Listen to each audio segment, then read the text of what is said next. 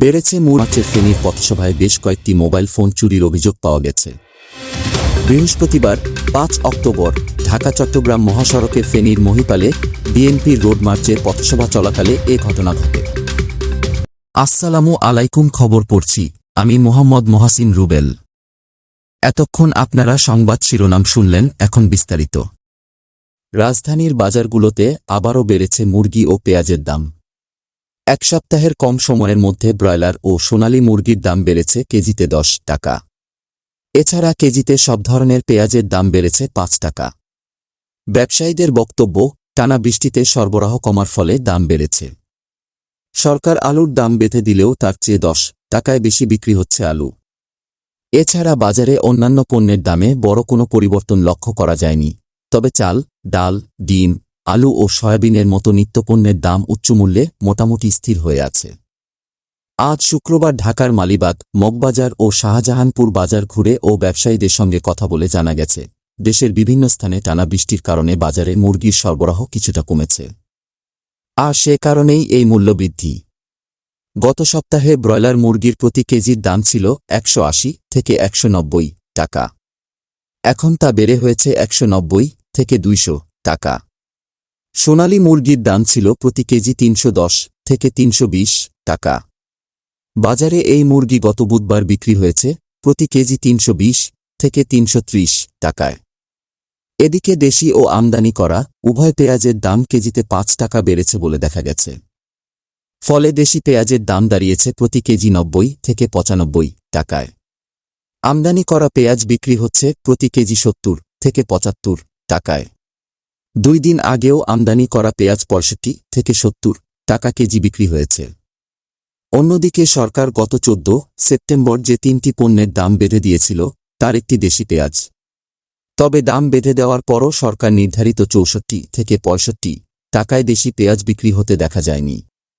শাহজাহানপুর বাজারের একজন ব্যবসায়ী জানান, সরবরাহ কম থাকায় ২-৩ দিন হল দেশি পেঁয়াজের দাম বাড়তির দিকে। পাইকারিতে প্রতি কেজি দেশি পেঁয়াজ কিনতে হচ্ছে ৮৪ থেকে ৮৬ টাকায়। তাতে এই পেঁয়াজ ৯০ টাকার ওপরে বিক্রি করতে হচ্ছে।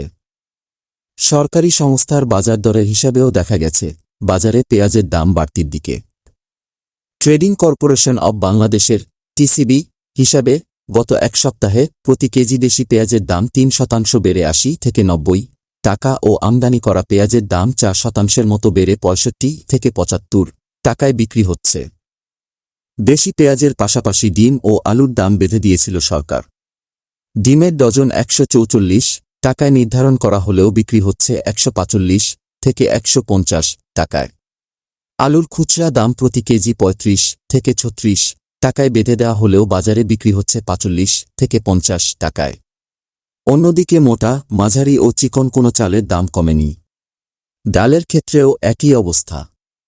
বোতলজাত সয়াবিন বিক্রি হচ্ছে প্রতি লিটার ১৬৯ টাকায়। মাংসের দাম উঁচুতেই রয়ে গেছে। প্রতি কেজি গরুর মাংস ৭৫০ থেকে ৮০০ টাকা আর খাসির মাংসের দাম পড়ছে ১০০০ থেকে ১১০০ টাকা।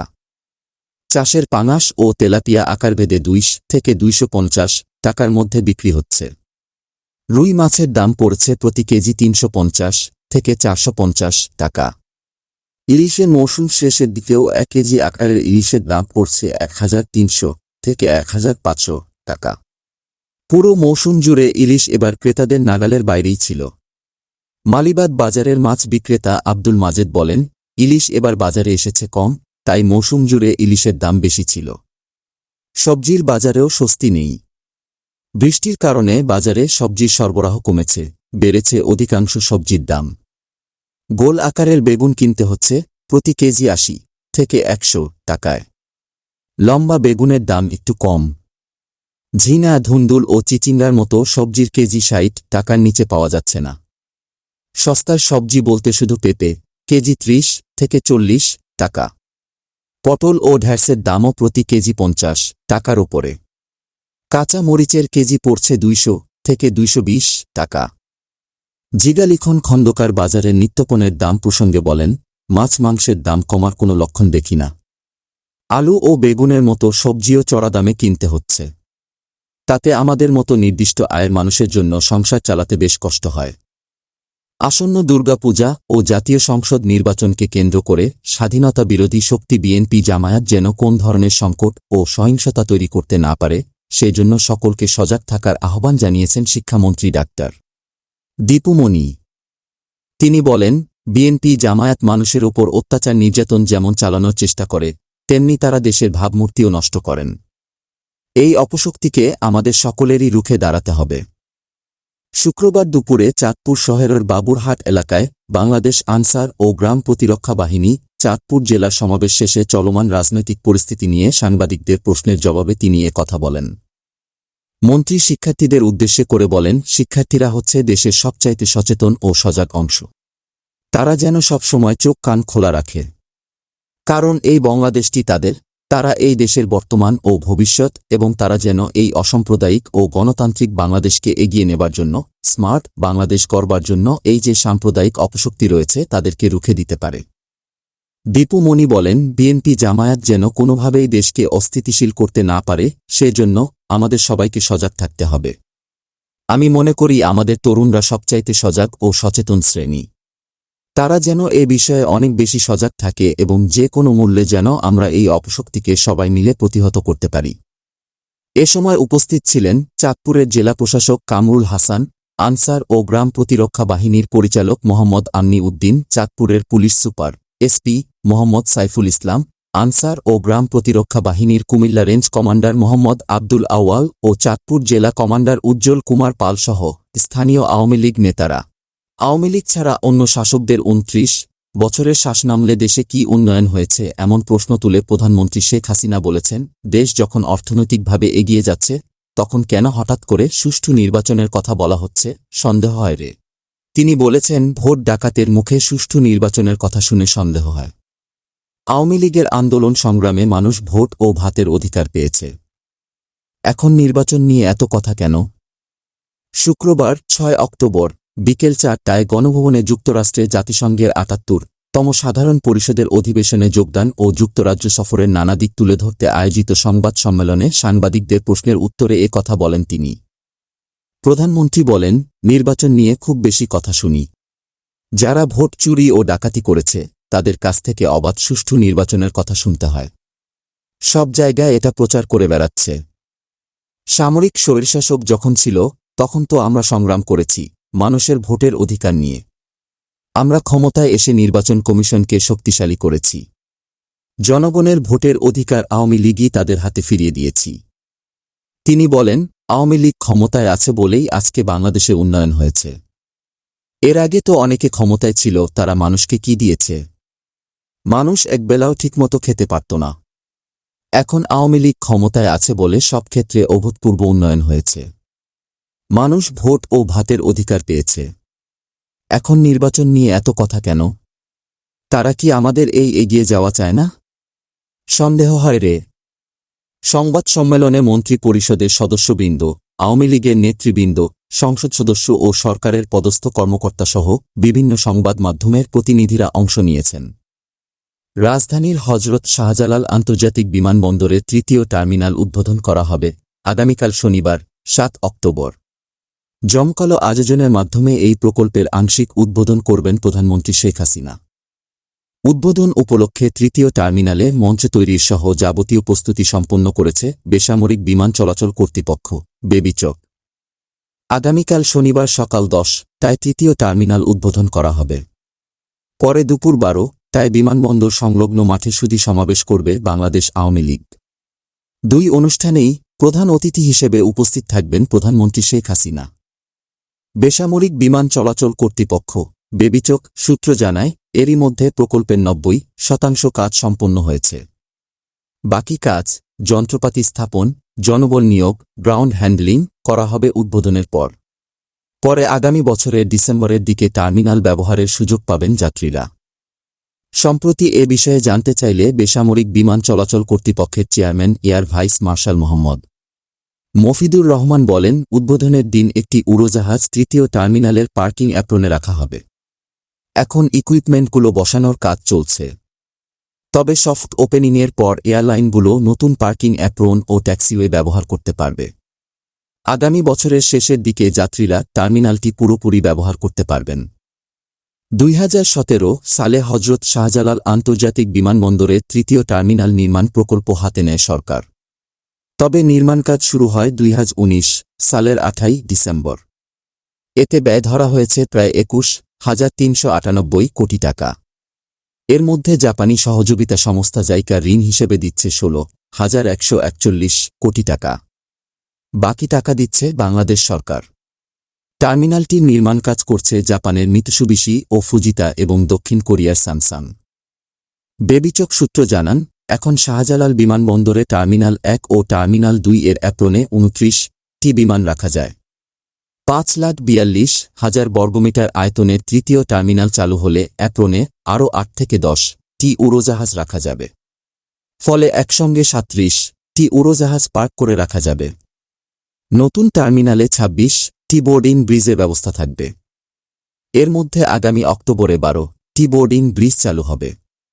বহির্গমনের জন্য মোট চেক ইন কাউন্টার থাকবে 15টি, self service check in counter সহ 115টি। এছাড়া 10টি স্বয়ংক্রিয় পাসপোর্ট নিয়ন্ত্রণ কাউন্টার সহ বহির্গমন ইমিগ্রেশন কাউন্টার থাকবে 66টি। আগমনীর ক্ষেত্রে 5টি স্বয়ংক্রিয় চেক ইন কাউন্টার সহ মোট 59টি কাউন্টার থাকবে। তৃতীয় টার্মিনালে আগমনী যাত্রীদের জন্য 16টি লাগেজ বেল্ট থাকবে। অতিরিক্ত ওজনের ব্যাগেজের জন্য থাকবে 4টি আলাদা বেল্ট। বেবিচক জানায়, থার্ড টার্মিনালের নিচতলায় থাকবে ব্যাগেজ হ্যান্ডলিং সিস্টেম। দ্বিতীয় তলায় থাকবে বহির্গমন লাউঞ্জ, ক্যান্টিন ও বোর্ডিং ব্রিজ। থাকবে সুপরিসর ডিউটি ফ্রি শপ এবং বহির্গমন লাউঞ্জ। 2,30,000 বর্গমিটার আয়তনের তৃতীয় টার্মিনাল ভবনে বছরে যাত্রী ধারণ ক্ষমতা প্রায় 1,20,00,000। সম্প্রতি সরেজমিনে দেখা যায় শাহজালাল বিমানবন্দরের তৃতীয় টার্মিনাল ভবন নান্দনিক নকশায় সাজানো হয়েছে। এর মধ্যে মূল টার্মিনাল ভবনের অভ্যন্তরীণ সাজসজ্জা সবচেয়ে আকর্ষণীয়। এখন সেখানে বিভিন্ন ধরনের যন্ত্রপাতি স্থাপনের কাজ চলছে। 1,044টি গাড়ি ধারণ ক্ষমতাসম্পন্ন বহুতল কার পার্কিং তৈরির কাজ চলছে। বিদেশ থেকে আসা যাত্রীদের জন্য কাস্টমের একটি হল ও 6টি চ্যানেল তৈরির কাজ চলছে। এর মধ্যে তৃতীয় টার্মিনালের দক্ষিণ প্রান্তে 3,600 বর্গমিটার জায়গা জুড়ে ভিভিআইপি ও ভিআইপি যাত্রীদের জন্য আলাদা বিশেষ ব্যবস্থা রাখা হচ্ছে। এছাড়া গাড়ি পার্কিংয়ের জন্য তৃতীয় টার্মিনালের সঙ্গে বহুতল কার পার্কিং ভবন নির্মাণ করা হচ্ছে। এখানে 1,350টি গাড়ি পার্কিংয়ের ব্যবস্থা থাকবে। শাহজালাল বিমানবন্দর কর্তৃপক্ষ জানায়, এখন শাহজালাল আন্তর্জাতিক বিমানবন্দরে প্রথম ও দ্বিতীয় টার্মিনালে দিনে 30টির বেশি উড়োজাহাজ সংস্থার 100 ও 130টি প্লেন উড্ডয়ন ও অবতরণ করে। প্রতিদিন এসব উড়োজাহাজের প্রায় 20,000 যাত্রী বিমানবন্দরের 2টি টার্মিনাল ব্যবহার করেন। এ হিসাবে বছরে প্রায় 80 লাখ যাত্রীর সেবা দেওয়ার সুযোগ আছে। আর তৃতীয় টার্মিনাল চালু হলে আরও 1,20,00,000 যাত্রীকে সেবা দেওয়া সম্ভব হবে।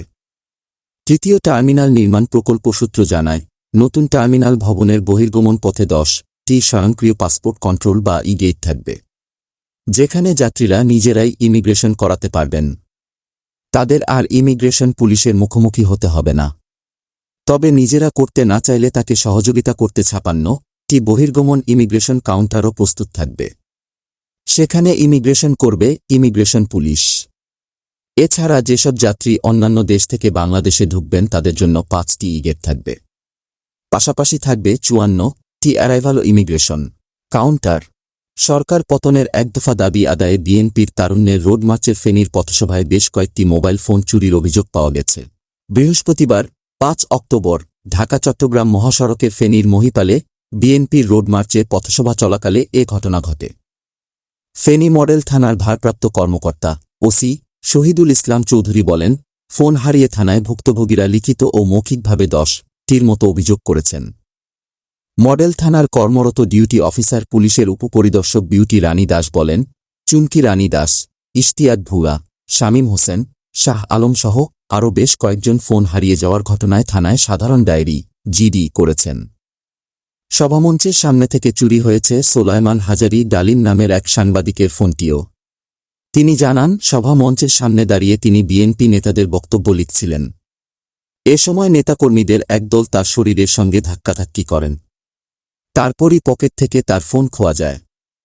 দৈনিক ফেনী সম্পাদক আরিফুল আমিন রিজভী বলেন, সাংবাদিকরা এমনিতে নিরীহ। কাজ করতে গিয়ে সারাদিন খাওয়া দাওয়া ত্যাগ করে অনেক খরচও করতে হয়। তার মধ্যে এমন ক্ষতি সহজে পূরণ হওয়ার নয়। এখনকার মতো খবর এখানেই শেষ করছি। পরবর্তী খবর আপডেট পেতে আমাদের সাথেই থাকুন।